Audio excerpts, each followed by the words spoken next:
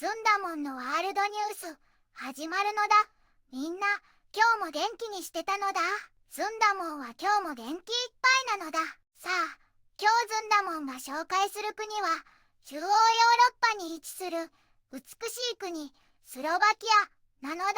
実はスロバキアって世界で最も城やシャトーの数が多い国の一つなのだ。まるで絵本の世界みたいでロマンチックなのだ。そして今日紹介するニュースは全部で3つなのだ。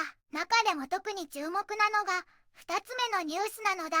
なんとツール・ド・フランス覇者のヨナス・ビンゲゴー選手が転倒にも負けず見事に勝利した驚きのレース展開なのだ。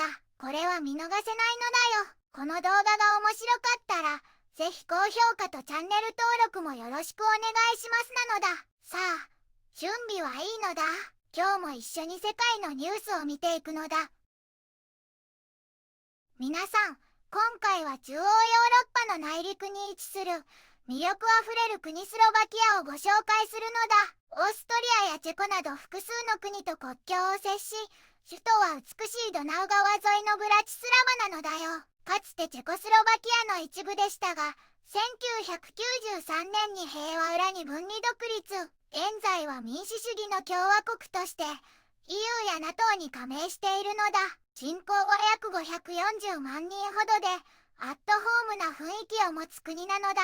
主要産業は自動車製造でヨーロッパ有数の生産国として世界的に知られているのだ。雄大なタトラ山脈の自然や世界遺産にも登録されたスキシ城のような歴史的な建造物が旅人を引きつけるのだよ。伝統的な民族舞踊や音楽、春式などの素朴な料理も魅力的なのだ。最近では安定した経済成長と美しい景観を生かした観光業の発展に注目が集まっている国なのだ。訪れる人々を温かく迎える親しみやすい文化も特徴なのだよ。一つ目のニュースなのだ。ルーベン・アモリム7500万ユーロ補強をベンチに。マンユー監督は GK 補強論の中、ミスがあったバインドウルを再起用。シェシュコもベンチという記事なのだ。マンチェスターユナイテッドのルーベン・アモリム監督がなんと7500万ユーロもの超高額補強選手ベニャミン・シェシュコ選手をベンチに置いたのだ。でもこれにはちゃんとした理由があるのだ。監督は彼はまだチームに来て2週間しか経ってないから戦術を理解するのに時間がかかるのだ。だから今は辛抱する時なのだって説明したのだ。キーパーの選択も注目の敵だったのだ。オナナ選手はプレシーズンを怪我で休んでたけど今は体調万全なのだ。それでも監督は開幕戦でミスしちゃったバインリル選手を再び先発させたのだ。監督は最高の選手を選んで試合に勝つことが私の役目なのだ。これは難しい決断だけどそれが監督というものなのだって強い意志を見せたのだ。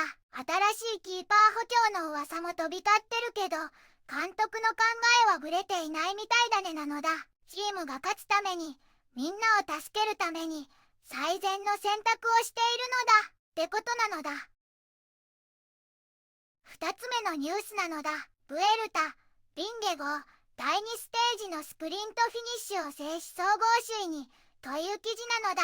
ツール・ド・フランス覇者のヨナス・ビンゲゴー選手が自転車ロードレースのブエルタエスパーニャ第2ステージで転倒したにもかかわらず見事に優勝したのだ。約 160km の丘陵ステージは雨で路面が滑りやすくビンゲゴー選手を含む多くの選手が落ち車する波乱の展開になったのだ。でも彼は最終スプリント勝負を制しイタリアのジュリオ・チッコーネ選手らを抑えトップでゴールしたのだ。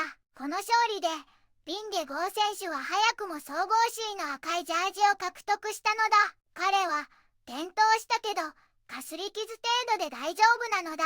赤いジャージを獲得できてチームも私も良い状態なのが嬉しいのだと喜びを語っていたのだ。3つ目のニュースなのだ。ケルン一部復帰戦を白星発進。アウェーでマインツに1-0勝利という記事なのだ。みんな今日のスポーツニュースをお届けするのだ。まず、ドイツ、ブンデスリーガの FC ケルンが、エリートリーグ復帰後の開幕戦でFSV マインツ0-5に1、0で勝利したのだ。幸先の良いスタートを切ったのだ。他のブンデスリーガの試合では、王者バイエルン、ミュンヘンが RB ライプツィヒを6-0で圧倒して、ハリー・ケイン選手がハットトリックを達成したのだ。すごい活躍なのだ。一方、レバークーゼンはホッフェンハイムに1、2で敗れて、残念な結果だったのだ。スロバキアの選手たちも大活躍なのだ。サッカーでは、ミラン、シュクリニアル選手がトルコリーグで今シーズン初ゴールを決めたのだ。それから、ダビド・ハンツコ選手はアトレティコ・マドリードのホームデビュー戦で素晴らしいアシストを記録したのだ。かっこいいのだ。悲しいニュースもあるのだ。バレーボール女子スロバキア代表は世界選手権でベルギーに敗れて、グループステージ突破はならなかったのだ。でも、みんな最後までよく頑張ったのだ。他のスポーツでは、元 GP でマルケス選手がハンガリー GP で驚異の7連勝を達成したのだ。サイクリングのブエルタ。エスパーニャでは、ビンゲゴー選手が落ち射しながらも第2ステージで優勝したのだ。テニスでは20歳の若手選手が全米オープン予選を突破して歴史を作ったのだ。今日のスポーツニュースは盛りだくさんで、ドキドキがいっぱいだったのだ。みんな、これからも選手たちを応援してほしいのだ。今回は魅力いっぱいのスロバキアと熱気あふれるスポーツニュースをお届けしたのだ。スロバキアは美しい自然と産業が共存する素敵な国なのだ。マンユー監督の采配、ビンゲゴー選手の逆転劇、ケルンの勝利、スロバキア選手の活躍など、どのニュースも選手の情熱が伝わってきたのだ。これからもズンダモンと一緒にみんなで応援するのだ。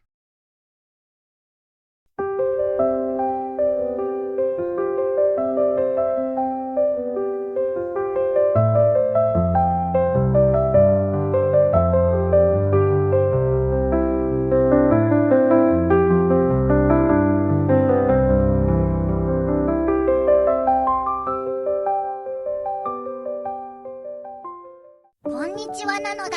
この番組では世界のあまり知られていない国や地域からちょっと不思議でちょっと感動するニュースをお届けするのだ。